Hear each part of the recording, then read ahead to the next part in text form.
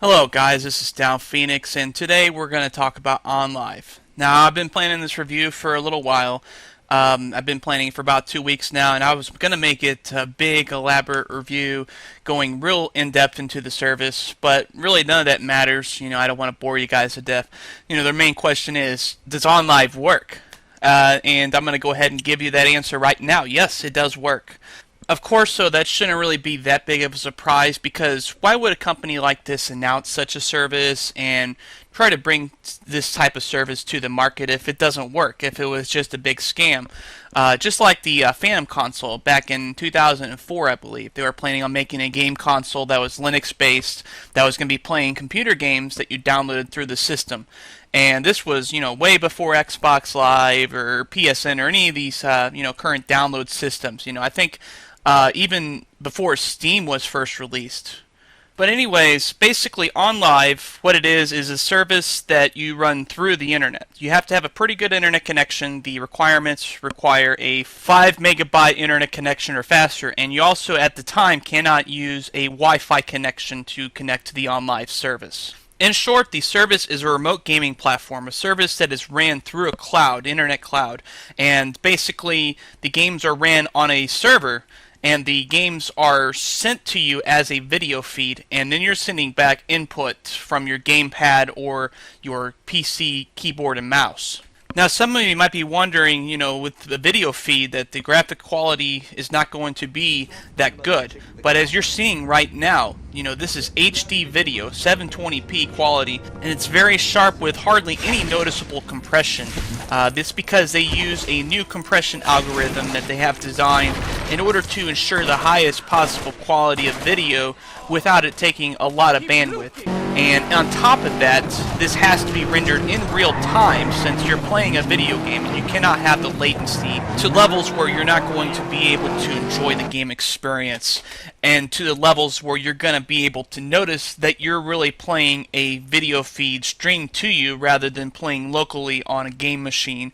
And from my experience, Onlive has succeeded in these aspects. Now, to bear in mind, I have a 25 megabit internet connection. I also tested this on my friend's computer, which he has a 16 megabit internet connection.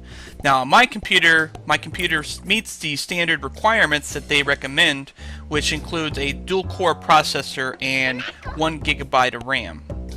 I actually have a dual-core processor with 4 gigabytes of RAM and a ATI Radeon 5450. My friend's computer, on the other hand, does not actually meet the requirements.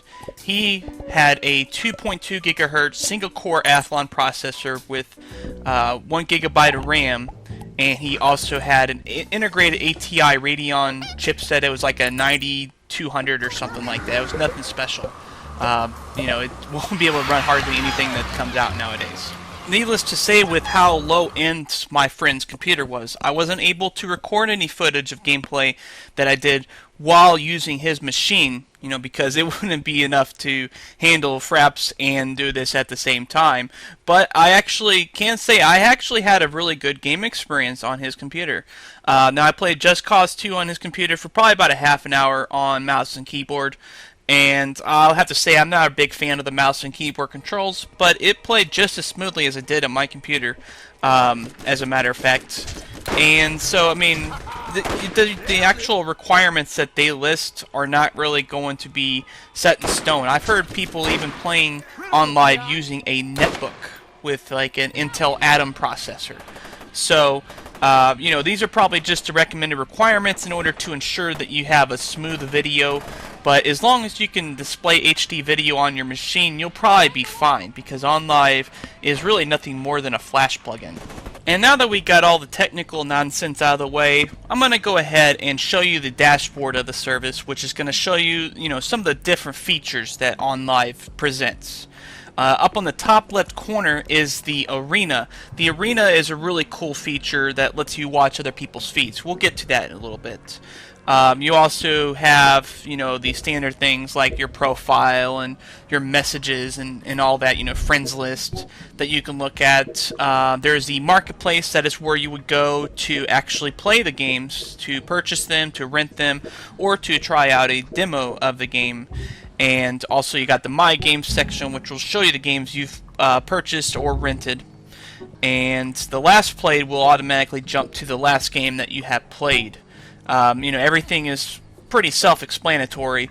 The dashboard, it has a really unique look to it, and it's really quick. Actually, the thing that it reminds me the most of would probably be the dashboard setup used in the 2K sports games. As of late, like MLB 2K10 and NBA 2K10. But anyways, I want to show you one of the beautiful things about this service. Let's just go ahead and go into a game and just watch how quick you actually get into the game.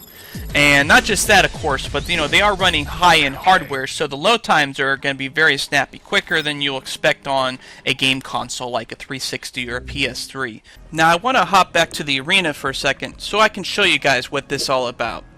The arena is more or less a portal to watch other people's games. As you can see, all the video feeds that are currently being displayed are in real time. These are all people that are currently playing games on Onlive. These are not pre-recorded scenarios that you're watching. At any time you can click one of these games to witness it, and from there you can just simply watch, or you can also rate the performance, and finally add them as a friend if you're really impressed, or if you just perhaps want to play a multiplayer game in the future with them. The arena is unlike anything I've ever seen on any other game service, and it is the most unique aspect of Onlive as well as one of its strongest aspects. Now there's another unique aspect to Onlive, and that is the brag clips. The brag clip more or less allows you to capture the last 10 seconds of game footage at any time, simply by pressing a certain combination. The brag clips can be displayed on your profile. People can watch them from your profile, rate and view them. Also, you can check out other people's brag clips from their profiles. And finally, you can go to the brag clips section on the menu in order to view various brag clips, or you can also view them from the game marketplace. The brag clips overall are pretty nice, but it's more of a small convenience. It doesn't really add that much to the service. Now you might have noticed earlier that the game selection on Onlive is fairly limited so far. That's what's useful about the coming soon section. It'll let you preview various games trailers that are going to be coming out in the future for Onlive. Now this is not actually representative of all the games that are coming out on the Onlive service, as there are some other games such as Company of Heroes, Mass Effect 2, and Dragon Age Origins that for whatever reason did not actually make the launch for the system, but are going to be coming out soon. Let's check out one of these trailers, such as the Homefront trailer, which looks fucking awesome. I cannot wait to play this game. And I would recommend checking out the full trailer for more on this. I don't know if I'm going to get it on live or might get it on a console or something. We'll wait and see. But one thing to note here is that there's something called Jennifer, which is going to be a prototype thing that's going to be exclusive to Onlive. So that might be something to watch out for. So anyways, it's about time to wrap up this review, and I guess the most important thing is to know, is Onlive worth it? Downphoenix, you've already told us that it works, it's got cool features, and, it works better than expected, of course, that's always great. But the point is, why should this replace my game consoles or my gaming computer? There's really not a specific answer to this. I'm just going to show you a couple of things, and you can kind of make the decision for yourself on whether this is going to be worthwhile for you or not.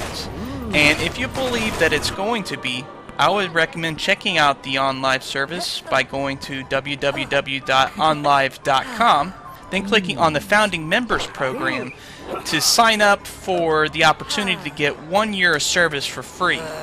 Now bear in mind, as of right now, they're saying that the service is going to be $4.99 a month to use the game streaming service, and that's going to be in addition to any game purchases that you make or game rentals. The game prices seem to be in line with the market standards. I've heard people saying that they're higher than the market standards, but that is not true. Of course, there's always the opportunity for sales, there's always the opportunity for price drops. I actually bought Just Cause 2 on a sale for Onlive, So I paid less for it than I would have probably paid for it on a game console or buying it at a retail store. And so it's, you know, the pricing seems about right, and the service works great. Is it going to replace my game consoles? Is it going to replace the games I play on computer? No, but it is going to be supplementary, and I look forward to seeing the games that are coming out in the future for Onlive, and I probably will be making some more purchases in the future, but only time can tell. So you guys make the decision on whether this is for you or not.